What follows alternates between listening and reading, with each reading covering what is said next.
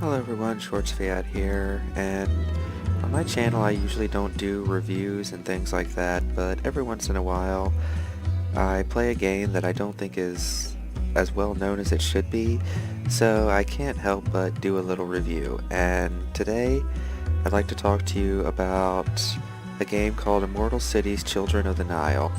It is available on GOG and Steam respectively, both those sites, for a very reasonable price. I think it's like under 10 bucks. I may be wrong, but it's not that expensive of a game. Although it is a little bit older game from the early 2000s, but if you're like me and don't really care about graphics and things like that, but just want really, really incredible gameplay, then oh my goodness, this game is it.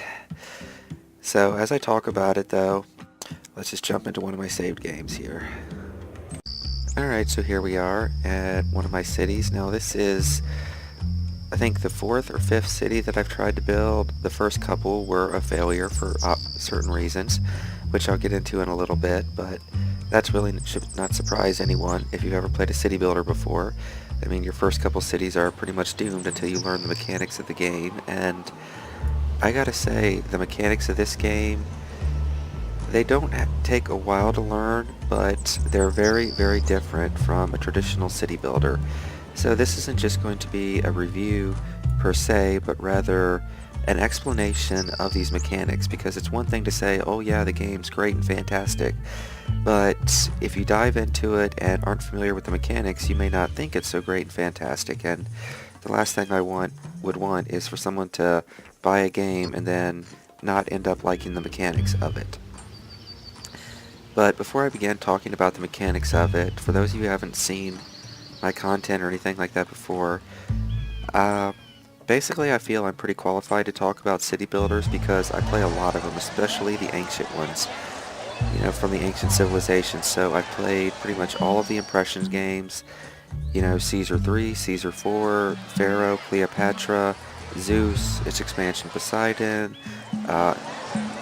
Emperor Rise of the Middle Kingdom, which is the Chinese version, or the Impressions game where you build the cities in ancient China. And I've played pretty much all the Anno games except 1502 or something like that. You know, I played 1602, I played 1701, played 1404, played 2070, played, 2205, perhaps my favorite game of all time. So I really, really love the ancient city builders, and I've even played some more modern ones like SimCity 3, SimCity 4, the original SimCity, SimCity 2000, and of course City Skylines. So I played a lot of city builders, and this is one of the better ones I've ever played. So I have to recommend it hands down, but provided of course you understand the mechanics. And I've got plenty of time to talk about it, as I only bothered to have one guy working on building my pyramid. He's slowly chipping away at it. I could give more, but I got all the time in the world. I'm only like 15 or 16 years old in game, so that should easily be built before I die. But anyways, on to the mechanics of the game. Alright, now one thing you may notice here by looking at the main screen, there is no money area that shows how much money you have. And this right there is one of the biggest changes from other city builders. You know, games like the Pharaoh, Cleopatra, Zeus, Emperor Rise of the Middle Kingdom, City Skylines, Anno, they all have a primary currency. So you go to build something and you'll see that it takes that currency. Whereas if we go up over here, let's say I want to build a house for elite citizens, you'll see that the description just says what it does, but it doesn't have any resource cost or money cost whatsoever. So you may say, well, is everything built for free? Well, not exactly, because this takes place in ancient Egypt before currency was invented. And that right there is one of the things that I really love about it, because as someone who really loves history, I gotta appreciate the attention to detail and just like, wow. Because back in those days, for those of you unfamiliar, since there was no currency, you were paid for your labor in the form of bread and beer. So, you know, if we were to adapt that concept today, I mean, let's say, for example, you're a mechanic. You go in and work on somebody's car, and then when you fix his car, he's like, all right, here's some beer and here's some food. Thank you for fixing my car. Or if, let's say, you worked for the government, like delivering the mail or something like that. You do your job, and then you'd go to an office, and you'd say, hey, I did my job for the government. Can I have my food and beer now? And they'd say, all right, here you go. And that's basically the way it is in this game too.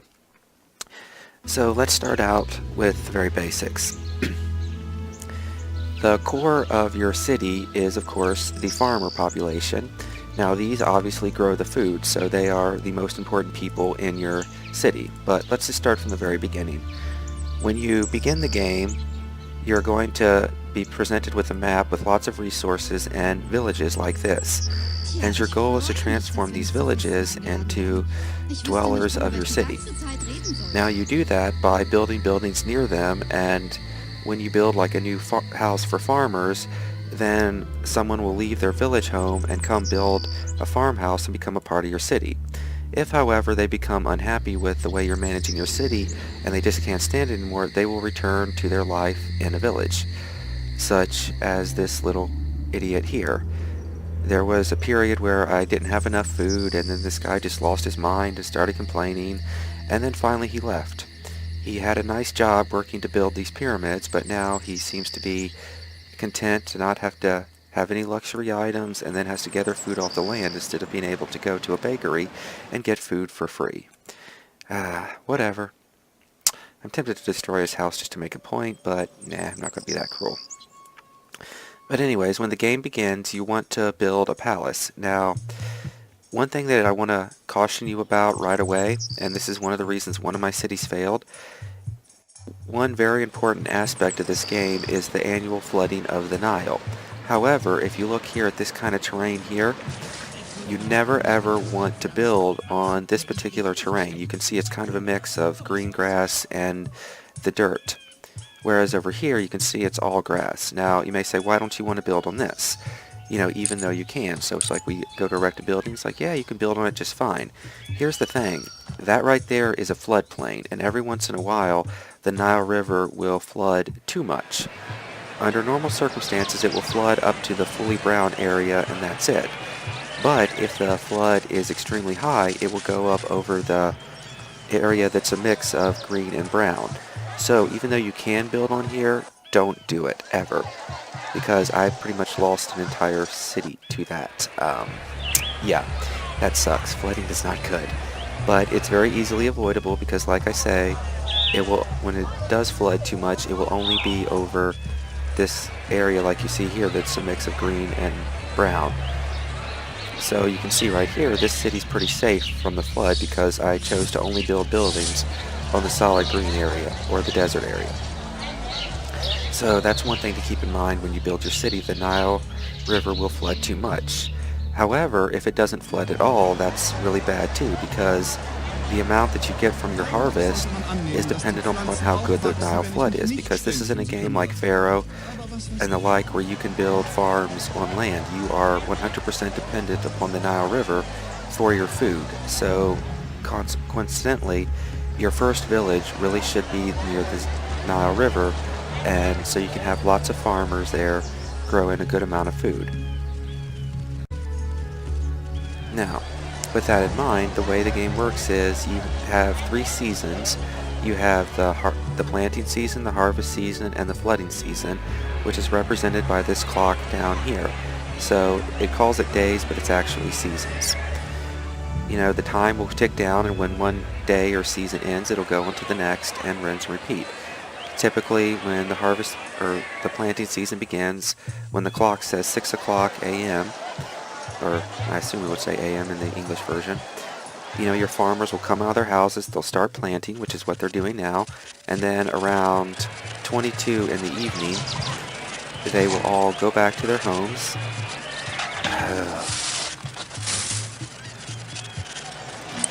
I'm so sick and tired of diseases and stuff plaguing my city.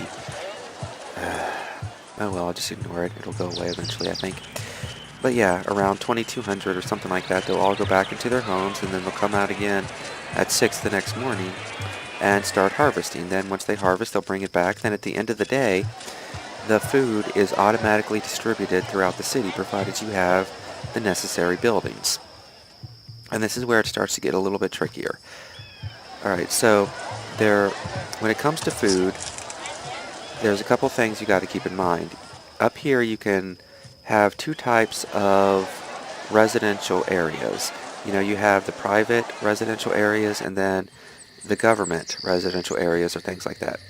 Basically the way it works is anything you build off of this tab, so farmers, or servants, simple store managers, luxury good producers, or simple good producers, luxury good producers, entertainers, and the elite citizens, they all receive food directly from the harvest or otherwise. Basically, the top one, they don't receive food from you.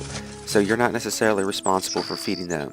Basically, when it comes to farmers, the way it works is once the harvest is complete, they get a certain amount of food divided among them equally. So they get their food that way. And then the servants, they get their food from the people from which they serve, which are the elite citizens here. So they come, they work for the elite citizens, and then they give them food in exchange for that, because food is the currency for everything, pretty much. Then, of course, you have the entertainers, and they receive their food based on how many festivities and things they attend. So that's where it does kind of get tricky, because when you first start getting like a couple rich citizens and they'll say, hey, we want some entertainment, for the life of you, don't do it right away. Ideally, I found that you want to wait till you have at least 3 or 4 of the elite citizens before you start building entertainers, because otherwise, they may not be enough demand for the entertainment, and therefore if there's not demand for entertainment, then they don't get fed. And if they don't get fed, the first time I built an entertainment house here, there wasn't enough demand for the entertainment, so they didn't have any money. And so I ended up destroying the house because they were complaining about not having food, and then they became criminals that started robbing people. So, yeah. Fortunately, I got that under control without having to kill them, but the point is, when you have like 1 or 2 rich houses and they're demanding entertainment, just tell them to go screw themselves, because they're not getting it right now. Whereas in this current situation, I have 4 houses, rich houses here, and then 2 more over here, and I currently have 2 entertainer houses, and they seem to be doing just fine. So it seems to me that 3 elite houses for every 1 entertainer seems to work out alright. But there's also other citizens that demand entertainment too, so maybe that's part of it. But either way, if you just got a couple of these elite houses, yeah, don't worry with entertainers right away. But when it comes to elite houses, these are the ones that oversee your farms, and so they get their share per harvest. And that's one thing that's very important to keep in mind when it comes to your elite citizens. So if we look up here at the graph, you can see right here that it says we can have a maximum of 58 farms. Now what determines how many farms you can have is both your palace and your elite citizens. So you start out with a very basic palace, but this one is fully upgraded, so I can't build any more to it. But as you upgrade your house or palace, the number of farms you can control increases to a maximum of 10. And with the elite houses, they start out being able to only control a number of 4 farms, but as they become richer and wealthier, they'll upgrade their house till they get to the point where each one of these can eventually support up to 8 farms. So these elite citizens are what you need to get more farms. So like I say, when the harvest comes in, which it just has, they bring all their stuff here, and then at the end of the day, it's going to be distributed throughout the cities, bakeries, and throughout the population. So, like right here, this farmhouse only has 9 food in it, but once it's distributed, they'll have a bit more. And then this right here, this number down at the bottom, shows your overall food, also displayed right here. So, around the time of like 2000 or 2200, or 22, whatever the daytime it is, that will all be deposited and spread out through the city automatically. So if you played games like Pharaoh or something, where the food has to be distributed manually, well, this isn't it. It's quickly spread throughout the entire city. And yay, the pyramid's done. Woot woot. Ah, that's what I'm talking about. Ah, beautiful. Alright, we'll get into what that message that just came up means in a little bit. It's kind of important mechanic of the game that will make or break you. But anyways, alright, now, Alright, so that needs statues, so hang on a second. Alright, so you're done with the pyramid. Focus on building statues for the temple. Let's see, I need more statues. Statues. Alright, I got the food. Import me some more statues, thank you. Okay. Now where was I? Ah, yeah, back to the basic food. So, actually I lost my train of thought, but anyways. So basically, to recap with these up here, farmers grow the food, it's then distributed among them, and then among the rich citizens, and then among the bakeries, but we'll discuss bakeries in a little bit. Alright, so now the food has been distributed. Now another thing that's important to keep in mind is you want to look at the predictions here when it comes to food, because like I say, sometimes the Nile won't flood, but whereas right here it says that a good flood is predicted, so these are pretty accurate. So now we've got over 3,806 food and storage. Our workers need a total of 1,399 a year, so we should be good for a couple years. But one of the things that I need to do is there's a project to build a giant sphinx that requires 2,000 food. I kind of want to send it now, but I'm going to wait a little bit on that, just to make sure I don't run out. But yeah, you would definitely want to check that. But, alright, so that's how the basic food is distributed. But there's some others here. You have the basic good producers and the luxury good producers. Ihr Prestige steigt. Oh yes, nice. Oh, yeah, we are in the home stretch now. It's going to be sweet. Anyways, again, I'll explain that in a little bit. But with these two right here, now these do not receive their food from the harvest, and they do not receive their food from the government. So how then do they receive their food? Well, it's pretty simple. So here we have the basic good producers. There are 4 goods: mats, baskets, linen cloth, and pottery. Now, when you build these houses, you have to specifically specify which one you want it to do. So every time I go to build them, I build all 4, and then I click this button here to specify, provided, of course, there's not a building under the button. It's kind of annoying. You can specify what it is they produce. So every time I build them in groups of 4, with each one producing the 4 goods. Now, they'll produce these goods, they'll go out. Ideally, the way to work is the women will work to produce the goods, while the husband and the child will go out and gather the materials to produce said goods. And then when they have their goods finished producing, the people will come with their own food and then purchase the goods from them. So after the harvest, if the farmers need, say, another piece of pottery, they'll use some of their food from the harvest, go to the woman that's making the pottery, give her some food in exchange for a unit of pottery. And that's how these guys and gals make their money, or their food rather. And then when they have some extra food, then they'll go to their neighbor's house who produces something else and say, hey, you know, I made a lot of food for making pottery, I could use some linen or mats or something like that. So food is the main currency that goes throughout the city, and as you can see, these houses have this one has 256 food, 240, these are all doing very, very well. Now, one of the things too you want to keep in mind is you don't want to build too many of these too soon, otherwise they won't have any food coming in because they don't get any food from the harvest and they don't get any food from the government. So if you've built too many of these houses, then they're going to run out of food. But it's pretty easy to balance. You know, ideally you just build some and then you just check the houses, and if they start to complain like, hey, we're not getting enough of these basic wares, well then you just build more. And ideally you want to have them close enough to everyone who buys them. So in this city right here, we've got a lot of farmers here, so they're pretty much buying all the stuff from here. And come to think of it, because there's so little to buy, I think we've got too many homes in this area. So okay, let's just build some more.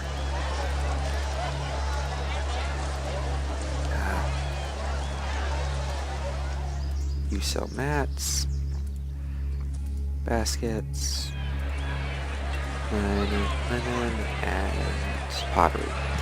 Okay, yeah. Now one good way to tell whether or not you're producing enough is after you wait a while, a couple years, if every time you click on them it says there's very few to sell or none to sell at all, then that's an indication that you could use a little bit more. Alright, but we got a lot of houses here and only one place selling them, so yeah, we could probably use some more. But it's one of those things where if you ever played a city builder before, you're probably familiar with. You just build it and then you wait a little bit to see how things work. Alright, and it's the same way with the luxury goods over here, which is these 6 buildings right here. Now there's 6 different luxury goods. You have jewelry, perfume, sandals, what's this? Ihr Prestige cosmetics, steigt. furniture, and of course small sculptures. Now with building these particular buildings, you want to make sure that you only build them near the rich, because the poor homes, they don't buy them. So you can tell whether or not a house has it just by looking at it. If you see this symbol here, that means they only buy basic goods, whereas if we look at a rich person here, that means they buy a lot of more expensive goods. And speaking of which, didn't we have a trader coming in? Ah, yep. Okay. He's taking care of that himself. Alright. So yeah. However, unlike the basic goods, the expensive goods, they tend to last a lot longer and very few people buy them, so you definitely want to wait a very long time before building a second one of any of these 6. I mean, just to give you an idea, you have all these rich citizens over here. Like, all these houses basically require luxury goods. I mean, yeah, all these, but as you look, the 6 that I have, they still have plenty to sell, so it'll be a while before I start needing to build more. Maybe not too long, but it's good for the moment. Alright, so that's basically how this first group of citizens get their food. And so once you keep that in mind, you can move on to the next type of citizens. Now these are the ones that are paid by the government. And for this reason, one of the first buildings that you should really build is the bakery. Now every time the harvest is completed, the food is distributed, like I say, across the farmers, the rich citizens, your own personal palace, and the bakeries. Now the bakeries are these buildings here, and once the citizens come in here, the baker will bake up and process the food, and then anyone who's being paid by the government, when they become low on food, they will go to the baker and pick up some free food in exchange for their labor. And then they will then use this food to go about and purchase any goods that they would like. So for example, you have these guys here. These are the brick makers, you know, so the man and the son go out and they gather clay and straw and make bricks, while the wife makes sure that is the one that goes out and gets the food that they need. So if they start to get low on food, you know, the wife will be like, well, my husband makes bricks for the government, so I can just go to the bakery and get some free food from the government. And then they then use that extra food to buy their basic items, you know, like the pottery and so on. And then it's not just the brick makers, but you also have to have the brick workers that will build your structures that require bricks. And then, you know, you got your baker, your brick makers, your brick workers that build stuff, your stone workers that carve statues and things like that. Though I found that you only really need one of these unless you're building a lot of stuff at one time, but yeah, I tend to find that one is just enough. Then of course you have your papyrus maker. Obviously this one makes papyrus, which is very useful for our priesters need it. You need it for education in schools, and your tax collectors and things like that. They keep track of all that thing, need papyrus as well. And when you're conducting deals in other areas of Egypt, you also need plenty of papyrus. Then of course you have your shipbuilder. I haven't bothered using that. Your weaponsmith, which I have one of those somewhere. Yeah, right here. These guys, it should be self-explanatory, they make weapons for your soldiers and the like. So they're pretty good to have around. Also paid by the government. And then of course you have your gardener. Now with a gardener, you want to never really build way too many of these. I guess that can be said about a lot of stuff. Basically what a gardener does is they make basic plants that are then consumed only by the rich people and their gardens. See, there's some gardens here. Yeah, they got some somewhere. But yeah, in order to maintain the gardens of the rich people, like, okay, here's a good example of one. you know, they have their vineyards and stuff like that, so they can make their own wine and beer because they need wine and beer. So with a gardener, it's good to have one, but one can usually take care of a large amount of rich houses. I mean, he's still got the maximum amount that he's available to store, and I've got 1, 2, 3, 4, 5, 6 rich people houses, and he's still good. So yeah, one of those will last you a while. But then, of course, down here, now those are just the hand workers, but up here I forgot to mention these. You have your workers and your soldiers. The workers are the people who build your pyramids and they mine the stone. So as you can see here, they've been hard at work mining lots and lots of stone. And you may say, why do I need so much? Well, there's a Sphinx project I want to build at some point, but I need 2,000 extra food, but I'm not going to risk having my people starve just to build a giant Sphinx. So I'm going to wait till I have plenty of food extra. But these people also will build your pyramids and your statues and other things like that. So, like down here, we have one of the first pyramids of my first pharaoh many, many years ago. And then, of course, they had some statues of himself because you gotta have statues of your awesomeness. And then you also had these here. These are propaganda structures. So the things that you do out in the real, or not the real world, the main world of Egypt, you know, your expeditions to foreign lands and stuff, if you build propaganda structures like this and then carve your greatness into them, that increases your prestige, which we'll talk about in a bit, which is a very, very, very important aspect of the game. But yeah, the workers are the people who haul the stones and stuff to build these great structures and pyramids and things like that. So they're paid by the government, so you want to make sure you have plenty of bakeries. And over here, this is where most of the workers live. They seem to be doing pretty well. I think I've got the food supply under control, and they seem pretty happy. You know, you can look at this screen over here for an overview of basically how everybody's doing. You know, as you might imagine, green means they're doing really well, yellow means they're not doing so hot, and then red means they're basically on revolting. And judging by the fact that everything's green, I think it's safe to say that I'm doing well, certainly well enough to critique the game and be taken seriously when explaining the mechanics of it. But anyways, so that's the workers, and then the soldiers, that should be pretty self-explanatory. They are the soldiers, they can defend your city, but I haven't really gotten into the military aspect of the game, and this is a game that focuses more on the economics as opposed to military, so I just basically have soldiers just to say I can, or just because I can, and just because it looks nice to have civil or order and stuff throughout the city. Anyways, moving on. Now these right here, now this is where prestige and all that comes into play, because these are your educated citizens. Now, the way you get educated citizens is very important, so here's some advice that I highly, highly, highly recommend you follow. Now, for the most part, this game doesn't require a very hugely specific build order, but there are some things you kind of want to do in order. You know, what I found is when you start out, obviously your palace, then you build your farms, and then you build your basic good producers, and then a bakery, and then of course, yeah, bakery, a silo, and then brick makers, and then buildings, then the houses of the brick workers. That's the basics that you need. However, eventually you're going to need educated citizens. Now, the way you get your first educated citizen, at least the way it's always worked for me, is I found the very first luxury good house that I built comes equipped already with a person who is educated. Now, the educated citizens are displayed down here by this number. As you can see, I've got 0 right now, which is not good.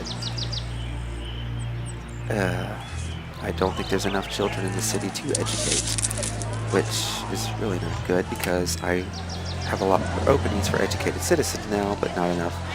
Grr, grr, grr, grr, grr, grr, grr. You know what, maybe I should. Are there a lot of rich kids over here? Nope. Alright, seriously?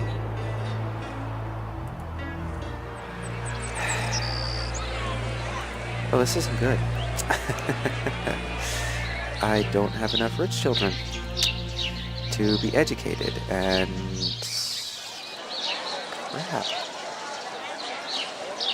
Seriously, do no rich people have kids? Oh. Okay, this could be bad. This could be really bad. Like, okay, I don't get that. All you rich people have to do is sit around at home all day. You can be getting me some... Okay, well, this city may be doomed because the rich people are not making enough babies. Wonderful, wonderful, wonderful. Oh well. Alright. In theory, it shouldn't be a huge problem. I wouldn't think so. I mean, I don't think I'm screwed quite yet because I have all the rich citizens that I need. So like this one over here, yeah, it's missing the guy, but he's just was in charge of gathering and mining this stone. I think I have enough to last for a while. And then... Okay, yeah, I'm good because the people involved in medicine are still very much here, so we're good. But these people need to start making babies. I'm just throwing that out there. Okay. Anyways, yeah, that could be bad. But anyways, back to what I was talking about. When it comes to educated citizens, when you get one educated citizen from a luxury house, what I suggest you do is you'll then need to build a priest house first. Now, priest, you may say, why do you need to worry about religion first when you got other things? Well, priest can perform many different duties. So if we click a priest house here, they can take care of the gods, manage the temples and shrines, basically, educate the students, provide medical services, or provide your burial services. So the first thing you want to do is get a priest house and set it to manage or educate the students, and then build a school. And then that way, when there are children in the city, provided of course your people are making babies, which I don't know why they're not. Like, seriously, that's gonna bug the crap out of me now. Is there... Please tell me there's at least one rich citizen that has a child. Like... Hey, you got a kid, you got a kid. Oh, why is he not in school? Like... Seriously, dude? Go to school, go to school. Okay, so we got one kid in the city. That's not good. As you might have already guessed, though, by the way, this is a game where your citizens are individually simulated and they age up, they have families and that kind of things. And if you ever decide to get bored, you can actually click on the house and look at their family history and see what kind of jobs they used to be. So like at the beginning, this one used to be a village dweller, then he became a farmer, and then he decided to start working as a papyrus maker. Yeah. Seriously, these people need to be making more babies. Okay, anyways. But, so ideally you get a priest house, to educate the students. And then from there you start getting educated citizens. And then your educated citizen, once you start producing more and more educated citizens, then once they become adults, they can work in, in the quote, educated positions. So, right after, though, you get the education system up and running, I highly recommend you get the medicine up and running. And there's two medical buildings, the hospital and the apothecary. Now, generally the way that I like to do it is I like to build one priest structure and have one priest per building. So, one priest per school, one priest per medical building. So I've got two priest families working in the medicine field in this area to manage these two medical buildings, and then the same thing is up here to manage the medicine in this area. And then after that, another thing that you want to take care of is the embalmer. So I have the embalmer building right here, and then the priest that manages it is right next door. And then once you've got that all taken care of, then you can worry about taking care of the gods of the city. Now, if you played games like Pharaoh, you may remember that there pleasing the gods is like a 24/7 job, and should you fail to do it, then they're going to bring down their wrath upon you. And if that aspect annoyed the crap out of you, kind of like it did me, you'll be pleased to know that in this game, the managing of the gods and things like that is significantly more realistic. Speaking of gods, did he finally build the temple? Ah, they're sending in more statues. Okay. Basically, the way it works is your people will request a place to pray. Now, this is one of the things that contributes to their happiness, but if you don't meet that request, they're just going to be a little unhappy. You know, this isn't a case where the gods will strike you down. Like in Pharaoh, if you didn't pay enough attention to Bast, she would give your city a plague, wiping out half of it. Because nothing says, I want to be worshipped by killing the people who could potentially worship you. Or, yeah, and it was just ridiculous, and you constantly had to be throwing festivals. Here, that's just not the case. But you do got to keep in mind a couple things, though, with the religious aspect of this game, too. Your city has its patron god, and obviously people want to pray to that, and it's different per god. So, in this case, the patron god of this city is Ptah, the god of craftsmanship or something like that. And then, of course, you'll have the god Happy, and I recommend your first two temples be to the patron god and to Happy. Happy is basically the god of the flood and things like that, so if the flood's too high or the flood doesn't come at all, people will desperately want to be able to pray to him. So that's why I found that those two gods are the ones to start out with. Now, there are a bunch of other gods. I mean, just to give you an idea, if we click, you can choose... So annoying.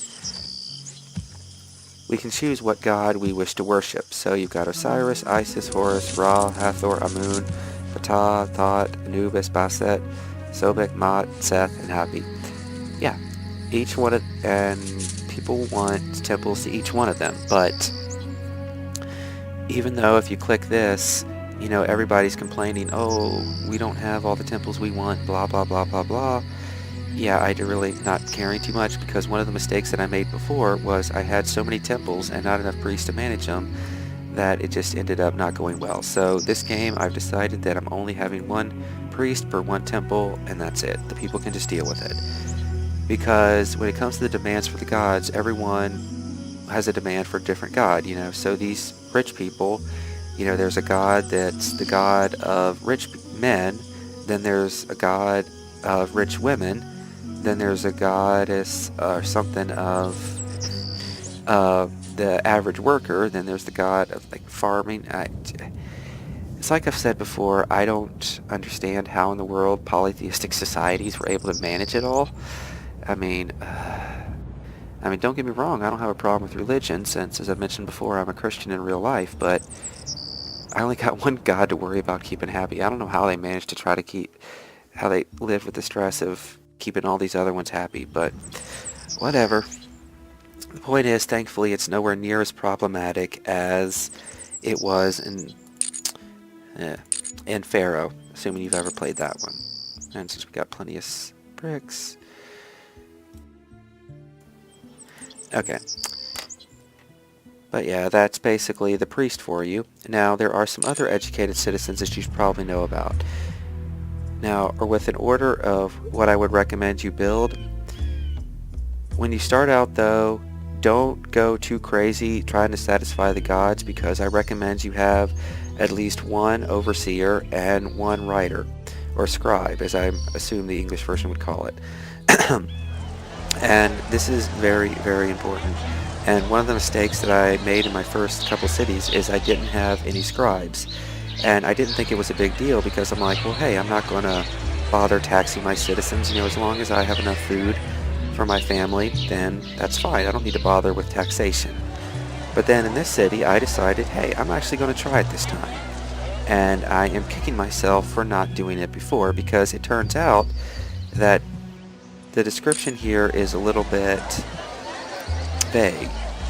You know, scribes cash in on taxes, monitor import, or shoot, I know what that word is in English, but I can't think of it right now. that tax on imports and exports. Um, yeah, I know the English word, but I can't think of it now. Or whatever. But basically what I found is scribes are very important because when people are doing the harvest, they try to keep more for themselves than they actually should.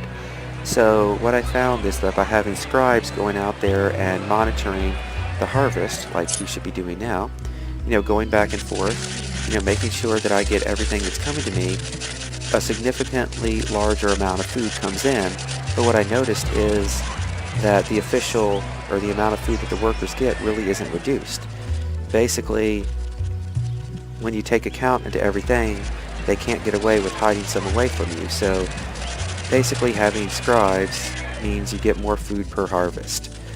And the amount of food that you get is pretty substantial. Like right now I've got 2 scribes working all of these fields, and that increases my annual income of food by about 1,000, and I'm not kidding.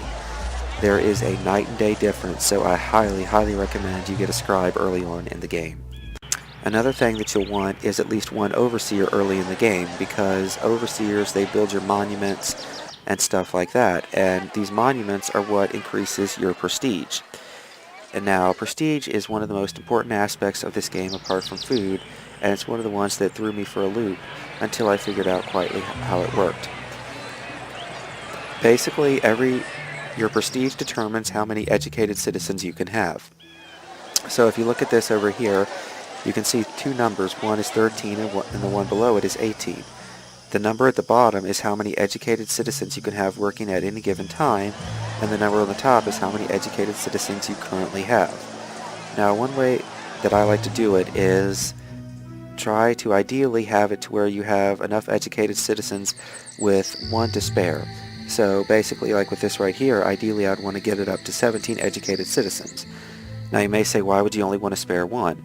Well, there are events that could happen that would lower your prestige, and if your prestige drops, then the amount of educated citizens you can have will also drop, which means if you have too many, then 1 will basically go away.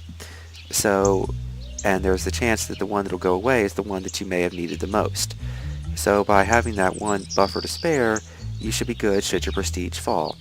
Now, prestige rises through various actions. Obviously, if you build monuments like pyramids, that greatly increases your prestige. So this middle pyramid here increased my prestige by 43. And then these smaller monuments like the Sphinx and other statues, well, they increase your prestige as well. So, but not by much, so you don't really want to count on them. And then, of course, you have these propaganda structures, because there's various actions you can perform in the game, from exploring, making contact with distant civilizations, and the like, but those by themselves don't give you prestige. You only get prestige if you can basically brag about it, which is basically the way it worked in the real ancient Egypt, which I thought was kind of nice. So in short, it's not good enough to do great things. You've got to make sure that everybody knows about the great things that you've done. Now, in order to be able to build these things, you've got to either be able to mine the stone or import it. But we'll explain more about the world map later. But right now, basically, you just need to understand that prestige rises from doing certain actions, building monuments and the like, and the more prestige you have, the more educated citizens that you can have. And ideally, if you start off with just 1 overseer and 1 scribe, in addition to a teacher and medical staff, then you should be good, and then from there you can focus on making sure you have enough temples, provided of course your people are having children. And yay, there's some babies. Beautiful, beautiful, beautiful, beautiful. Alright, let's just put these to work. Alright, so let's just look at the overview here. Alright, so we've got 1 more available. Alright, so where do we want to put him?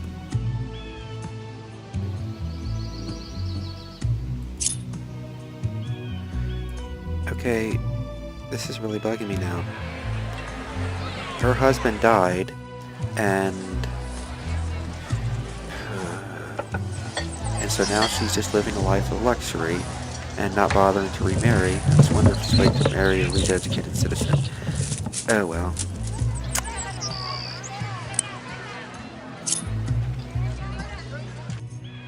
Okay, great. So I guess it's good that I'm not building another building for something like that, because it looks like he's moving in to marry the widow of the former overseer. So if that's the case, then we should be good and not go ahead and build another one. Alright, excellent. Her husband really should not have died, though. But some plague or something killed him, which was kind of ridiculous. I hate plagues. They're getting annoying, but that's part of ancient Egyptian life. Alright. Are they even... Are still building it? Yeah, they did. Alright, but anyways, yeah, that's basically how the educated citizens work, and then from there, just make sure you have enough medical and educational staff, and then you can focus on the temples from there on out.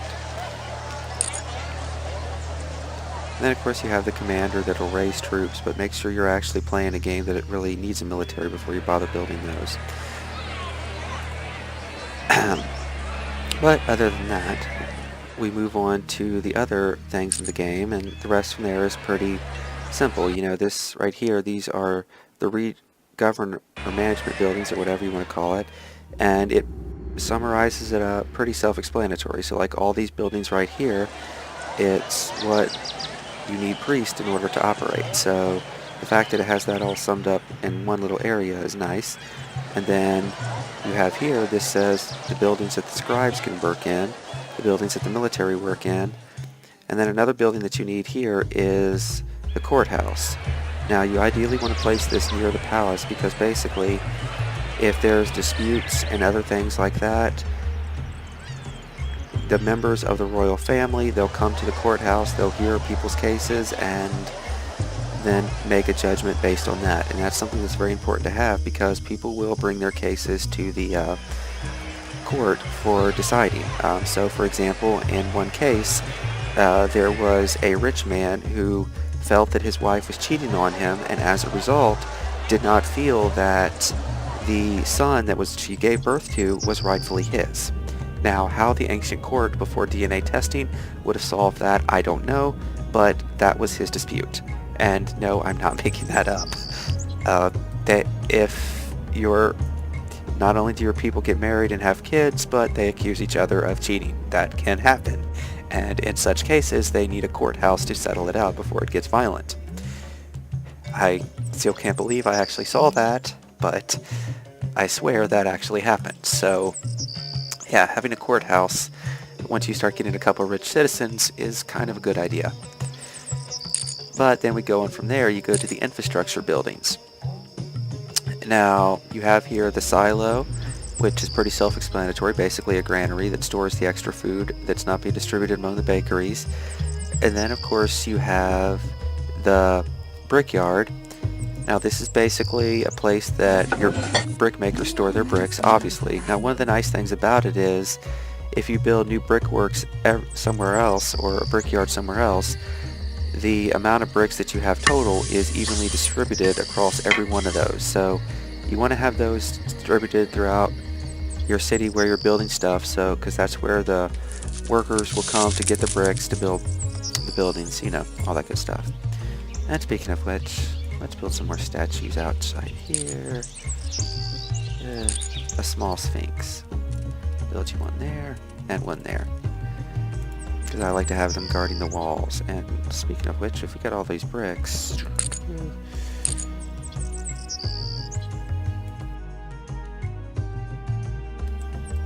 let's expand our wall.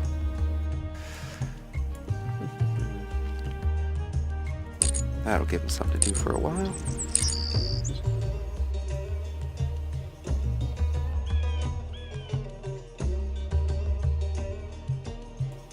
Alright, that should keep them busy for quite a while.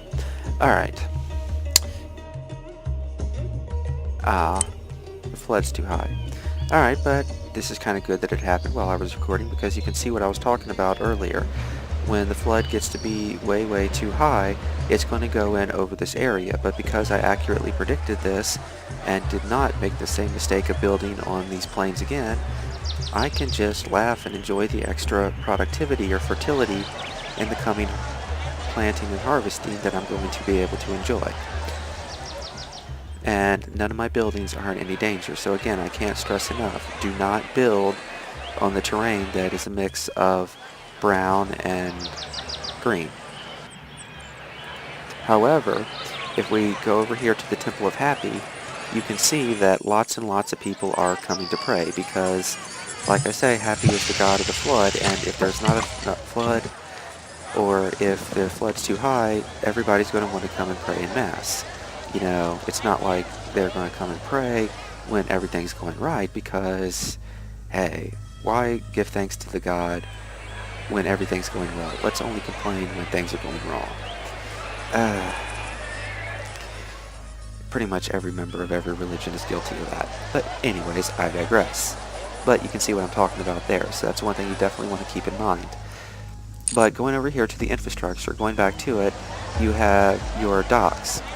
Now this is for trading with the other people throughout Egypt. They will come here, they'll unload their goods here in exchange for food or whatever, and then depart and be on their way. So you want to make sure you have enough docks to accommodate them.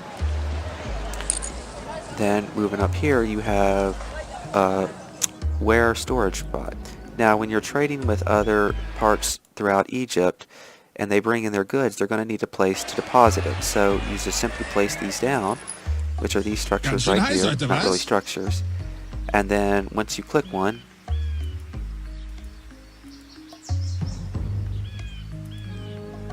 you can click to assign it. Oh, man, that's so annoying. Yeah, that's one flaw that I do want to make with the game. If you go to click to assign it, but then this area right here is over a house or something, you'll click that. Maybe it's just something else. Either way, stop doing it. Stop deselecting it. Yeah, that's one annoyance I've had with the game, but it's a very minor one. So we select here, and we can determine from what area, or this will store the stuff from what area. Now Tura, if we look at the world map, this is where I'm currently getting my stone that goes on the outer parts of pyramids. Now when you start the game, you'll have options to explore, and you'll have to send, you know, diplomats or explorers out to find the area, and then they'll claim, and then they'll make contact with distant traders and things like that. Or like establish new places and mines and stuff like that. And in this way, you can get resources that you can't necessarily produce in your own city. So these two right here are what I need to build propaganda structures, and then this one right here, oh, what's the basis of it? Actually, let's see, what's this one? Okay, this is where I go to get statues, and like I say, this is where I go to get the stones for the outer part of the pyramid. Now the way it works is when you decide that you want some of these resources, you click to activate it, and then it'll have a hand, it'll turn red with the hand pointing in one direction, and then the ships will come in with the goods like once a year or once every other year, I forget how often it is. They'll deposit it in the appropriate spot. So like if you look here, this is where I told them to store the statues and stuff like that, and then they'll take the amount of food in exchange for it. So you want to make sure that you have enough food to not only feed your people, but deal with the influx, or deal with the demand of the traders and stuff as well. But if you find that you're starting to run out of food or something like that, you can just temporarily halt the production. But you know what, I think since we're good on food right now, let's go ahead and have another shipment of stone come in. Alright, they require 300 food for every 12 or 15 stone that they bring in. So we're going to want to build some other pyramids, and you know what, since we got all this stuff right here, are you finished building the statues yet? What is taking you so long? Wenn ich nach Hause komme, ist der I must need a lot of statues. Ihr Prestige steigt. Nice. And why are so many people dying? Oh wait, maybe they're not. Okay, never mind. Alright.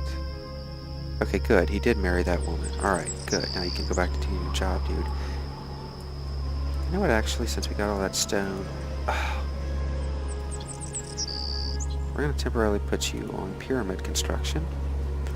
And let's build another pyramid. Wait, that's too large. Let's go a small one.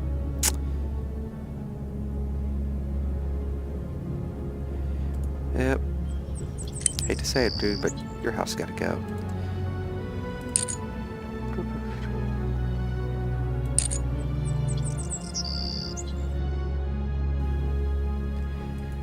Now, one thing though I will say, and this is another aspect of the game that you're going to have to get used to, or at least it certainly took me a bit of effort to get used to, and that was you've got to master the art of putting yourself before your citizens. Now, that may sound crazy to some people, like it did to me, though some people may not have a bit of problem at all. But the thing is, in the real ancient Egypt, the pharaohs were exalted and treated as gods themselves, and you've got to have kind of that own mentality about yourself here, because one of my cities failed, and failed pretty hard because I didn't focus on myself. I didn't focus on building monuments to myself and that kind of thing. And you may say, well, how could a city fail by not focusing on glorifying yourself? Well, here's the thing. The monuments and all that stuff that you build increases your prestige, and your prestige is what allows you to have more educated citizens. So essentially what happened is I didn't focus on exalting myself and increasing my prestige, and then as my city grew, they didn't have enough doctors, they didn't have enough priests and things like that, but I couldn't get any more because I didn't have enough prestige, and I had basically got myself into a hole that I really couldn't get out of. So that city basically failed. So I had to learn real quick that when you play this game, you as the pharaoh are numero uno. And once you take care of yourself and you're happy, then you can worry about your citizens.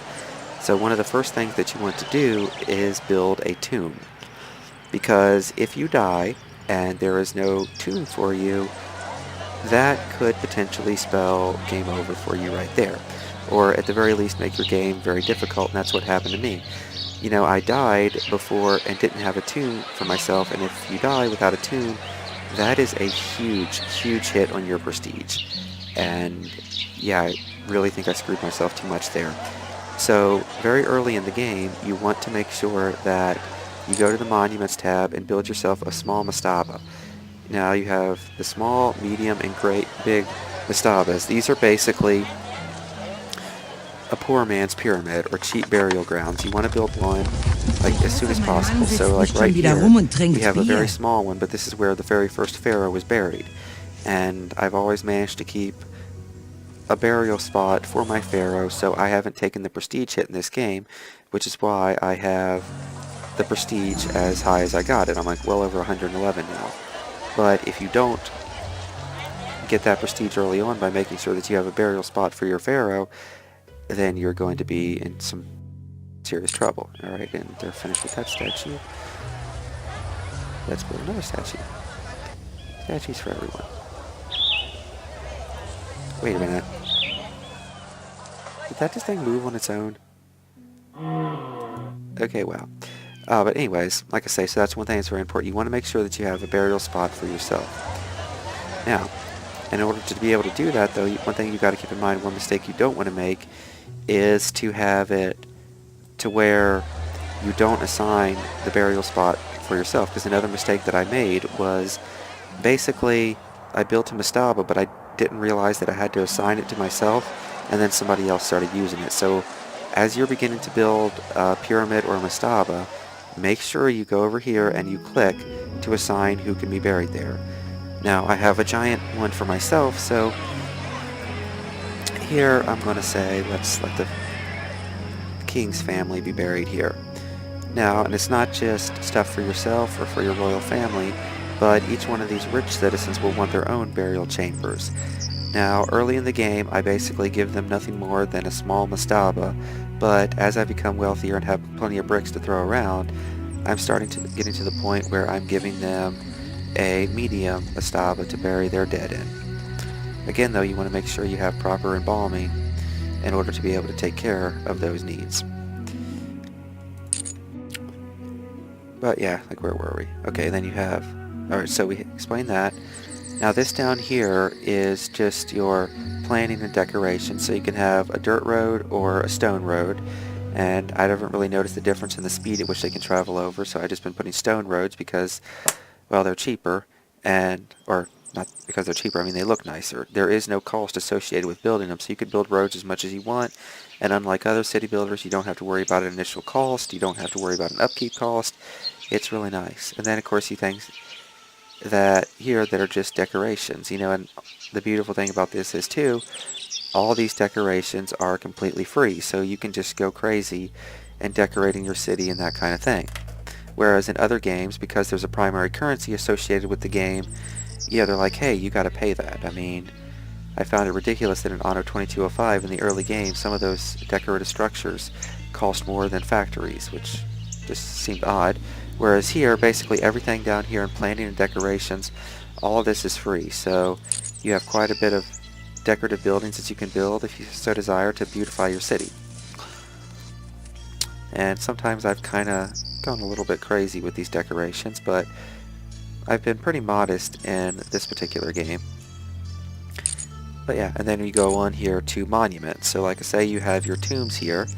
Now the goal of this particular city, since this is one of the campaign missions, is to eventually build a very large pyramid. And that's going to take a lot of stone, but we've got all the infrastructure in place, but I'm just not building it yet because I kind of worried that once I complete it, then I will be able to go back to this city, so we'll see. I'm definitely going to make a save game before I start building it, then any other time I save it after that is going to be a completely different save just in case. But ideally I'd like to have a city large enough that all of this area and throughout here would become one huge city.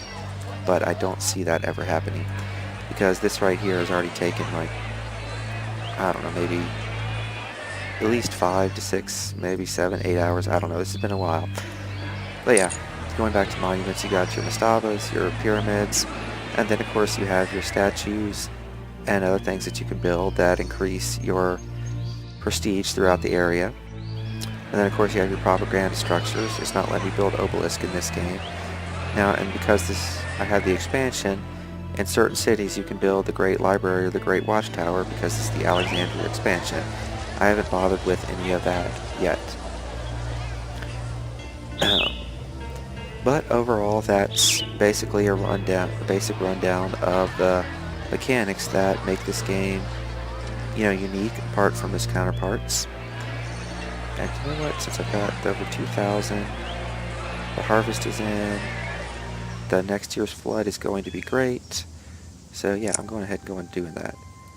Monument. And go, baby. Build me that Sphinx. That should really up my prestige even more.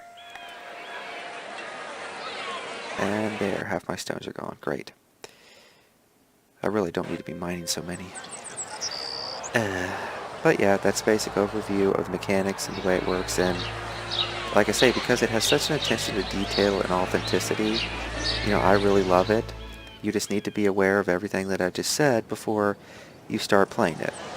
Now, one question that may come into mind is, what all content does it have on offer? A lot of games, city builders, they're open-ended and that kind of thing. So, and for some people they like that. They just like to build a city and see how successful they can and go crazy with it. And you can do that here, but some of you may want set goals to be able to work for it. Now, like I say, this is one of the campaign missions.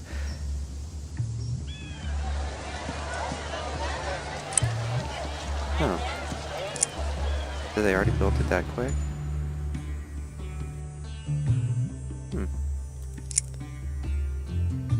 That was fast. Alright, now like I say, this is one of the campaign missions, so you have a set goal. And if you go down here, scenario information, your goal, build a very big pyramid.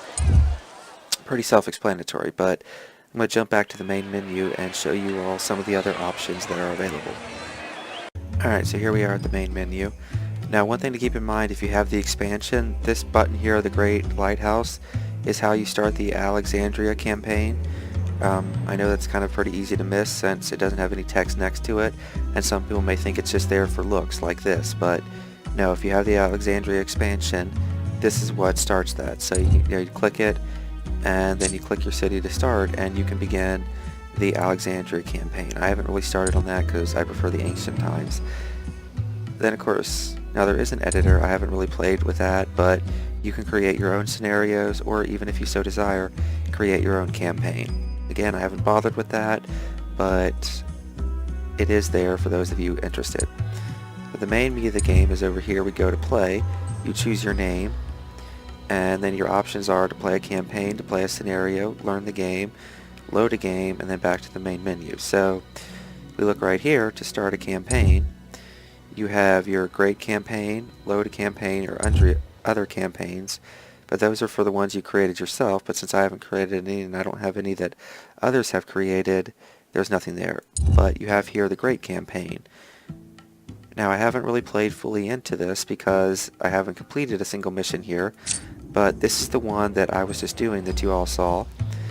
You know, your goal is to create a large pyramid, and then this one right here I think is more for a military campaign,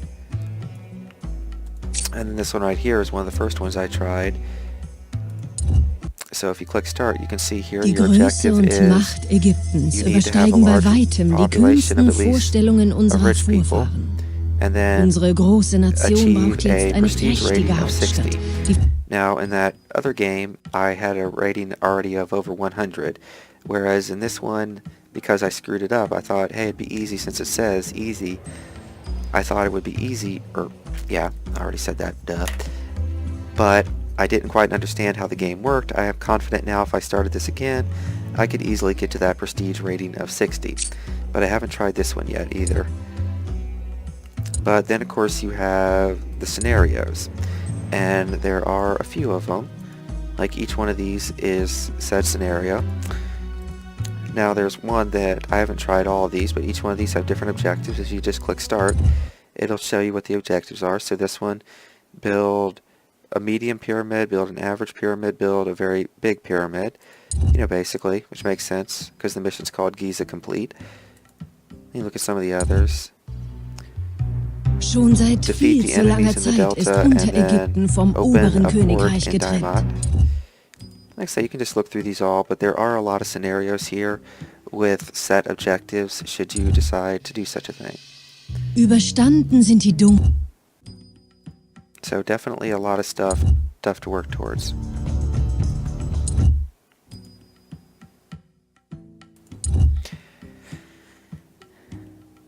But I guess we can just show you some of my other cities to show you what a failure of a city looks like.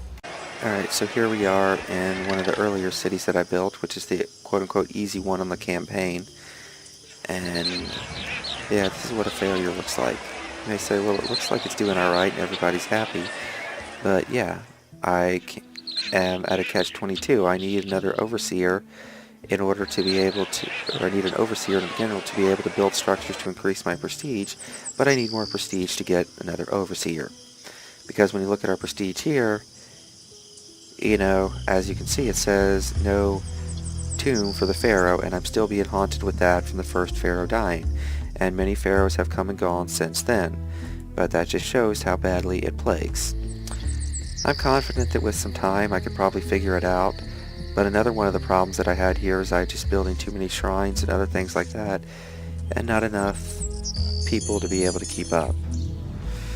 And maybe I expanded all over the place too soon, I don't know, but either way this doesn't look pretty. But if you do play the easy one of the main campaign, this is the map that you're going to be presented with.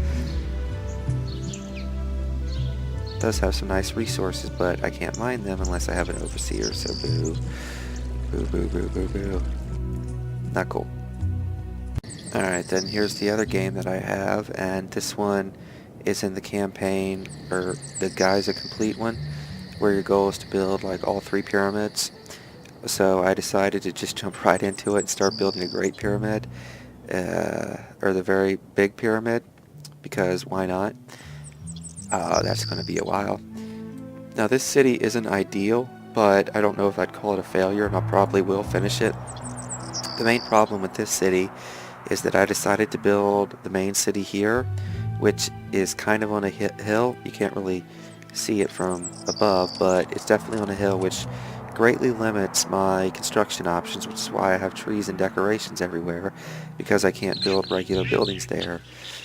But yeah, like I say, it's not a terrible city, but it's also not ideal because you can see that I made the mistake that I mentioned earlier of just building too many temples and shrines, and I don't have enough prestige for the priest and all that to be able to keep up and keep them all open. So yeah, I definitely expanded the religion way too soon. Although it does look nice, and if you didn't know much about the game, you know, the city does look kind of beautiful, but yeah. So not an ideal city, but this is the one that I built before the one I started showing you all. So it's made some mistakes, I got better, and the one I showed you all I've done the best that I've ever done, but yeah. All in all though, like I say, I think the game is really, really good. It has a lot of content on offer, and already it's sucked me in for about 30 hours, and there has been some frustrations, but the frustrations weren't really caused by the game itself per se, but because of some stuff that happened that I didn't know to properly plan for. But if you've been listening to this video, then you won't make some of the mistakes that I made. I mean, so just to recap, you know, a city failed because I didn't Ihr have... Prestige steigt. Oh, wonderful, wonderful, wonderful. That's good. But I didn't have a tomb for the pharaoh, and then he died before I was able to get such a tomb, and so that hit on prestige hurt me. And then this one I built way too many temples, and then another one I lost because I decided to build on a floodplain because I didn't realize that the Nile flood would be higher than normal, so that's something you also don't want to do. But, and then of course you want to make sure that you have a bunch of scribes, because I don't think I have any scribes here. Yeah, well that's definitely what I'm going to do when I have that prestige point. But then again, I don't know if I want to spend it, because then if I lose the prestige, yeah. Well shoot, I already had an open house ready. Oh wait, one of them was for a scribe. Okay, already well ahead of myself. Excellent. But yeah, this is a couple things to keep in mind. You got to keep in mind, like I say, the main thing is that food is your primary currency and is what makes the world go round. So it's different, but I find it very enjoyable. I find the game to be pretty relaxing. You know, it's not too difficult, and like I say, the difficulty and stuff like that comes from really failing to plan yourself properly and stuff like that. There are some disasters like malaria and high floods, but like I say, if you properly plan for all this stuff by making sure you have enough medical facilities, you didn't build your stuff too close to the floodplain, then you should be fine. And that to me is what constitutes a really, really good game. You know, one that, you know, may have a bit of a learning curve, but at the same time, if something goes wrong more times than not, it's because of it's either your fault in poor planning, or if something goes wrong and it ends up being really disastrous, it's also your fault. And I don't know if I'm making really much sense, but basically I like games where the game itself isn't bullcrap hard and isn't unfair, but if you don't play properly or if you don't do well, then yeah, you're going to have a bad time. And with this game, I feel that that's the way it is. You know, everything that's gone wrong or everything that's ruined my city, I felt, well, I kind of know what caused that, and I can do better next time. And as you saw, I have done a lot better. You know, the other city that I showed you initially is doing a lot better than this one, and then this one is doing better than the one before that. And then the one before that that was destroyed by water, well, that one, there's no hope for that one. But yeah, overall, it's a very good game. I haven't really experienced any bugs or crashes or anything like that.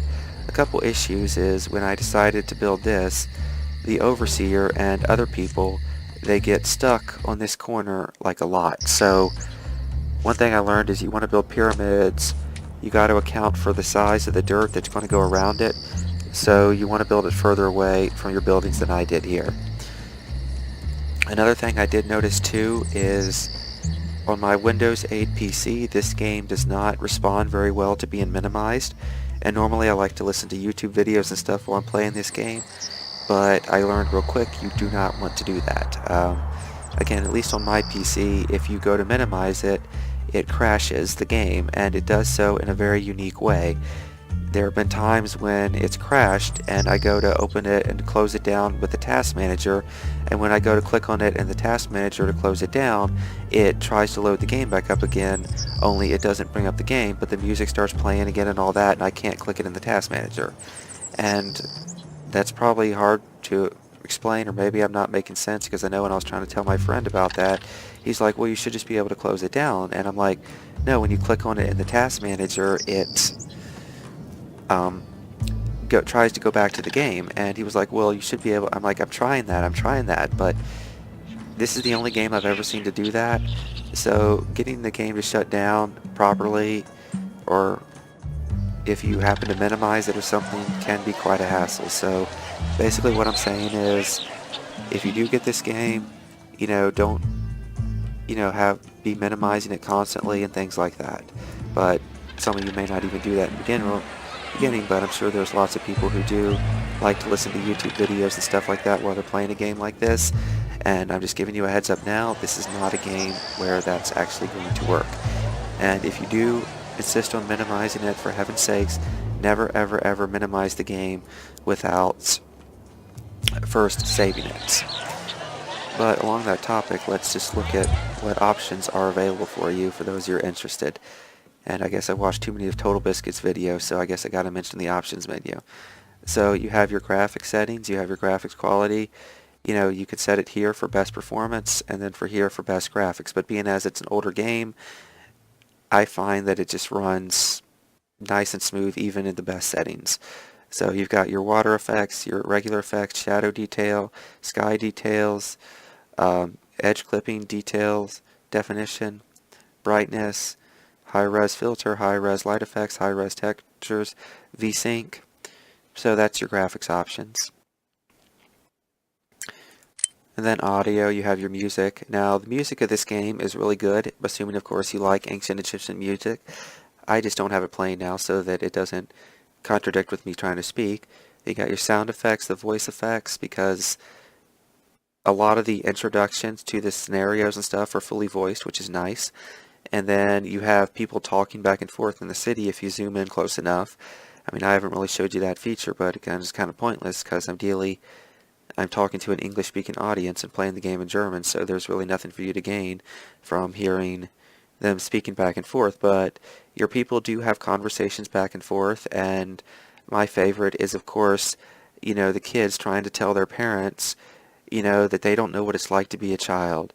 And then, of course, the mother responding, it's like, oh, you're so right. I just basically magically appeared. I was never a child. Uh-huh. And the sarcastic back and forth, stuff like that, which is pretty nice. It adds a nice touch.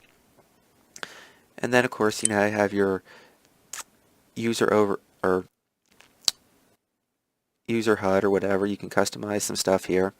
You can choose how often it autosaves. You can choose the number of backup autosaves, which I think is a very, very good feature, especially when you have a game like this where a decision you make now may not seem like a bad idea, but then you end up later and it causes a lot of problems. Whereas if you can increase it up to 100 backup autosaves, that's just kind of unheard of. I don't do that because I regularly save myself, but you can choose how often it autosaves and how many backup autosaves it keeps.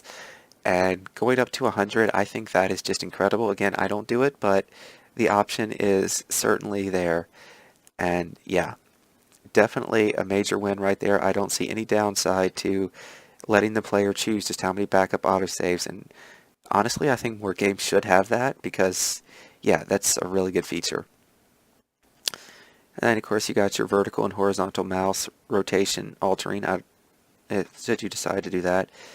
And then, of course, for your mouse operation, you have an option for whether you're right-handed or left-handed. Again, that's something that I don't see very much in a lot of modern games. Now, I'm right-handed, so it doesn't really matter, so I stick with the default, but it does have an option for left-handed people. Now, some people may say, well, what about resolution settings? Those seem to be absent. If you go to adjust it in the game, they are, but if you adjust it from the main menu, the resolution settings are there. So you go down, it has both 16 and 32-bit, going from 800 by 600 all the way up to 1920 by 1200, which is what I'm playing on at 32-bit. So there are a lot of settings there for your resolution options, but again, these are only available in the main menu and not available in-game, as you saw. I don't think there's any other effects that were not available in the main game. Yeah, mainly just the resolutions one there going into the main game, or the main menu rather. But yeah, overall, I think I've explained the mechanics that make this game different, and I've certainly found it to be very, very enjoyable. I've gotten over 30 hours of fun, and I still want to keep playing. I'm still not bored, and even if I do fail, or it does force me to never again be able to go back to that city after I build the large pyramid, you know, I guess I'm kind of okay with that because I had fun building it, and I would like to continue the campaign and go on to the next, eventually build, you know, the Great Library of Alexandria and stuff like that. So I see myself easily having 50 to 100 more hours of content out of this game and not getting bored.